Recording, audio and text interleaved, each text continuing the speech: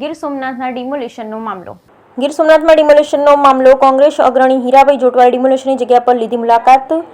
લોકોની રજૂઆત તંત્ર સુધી અને ઉચ્ચ કક્ષાએ પહોંચાડવા આપી ખાતરી. ભાજપના ઇશારે ડિમોલિશન થયા હોવાના આક્ષેપ કરતા હીરાભાઈ જોટવા ભાજપના સાંસદ જાહેર મંચ પરથી ધમકી આપી હતી, જે મને નડ્યા છે તેને નહીં મૂકું. ડિમોલિશન થયેલ દુકાનદારો વૈકલ્પિક જગ્યા આપવી જોઈએ. લોકસભાની ચૂંટણી બાદ જે વિસ્તારમાંથી કોંગ્રેસને વધુ મતો મળ્યા છે તે જ વિસ્તારમાં ડિમોલિશન ભાજપના ઇશારે થઈ છે અને અગાઉ એણાજ ગામના લોકોએ અશ્વ ઉછેર કેન્દ્ર માટે મોટી જગ્યા તંત્રને આપી હતી, તો આ દુકાનદારો વૈકલ્પિક જગ્યાઓ આપવી જોઈએ.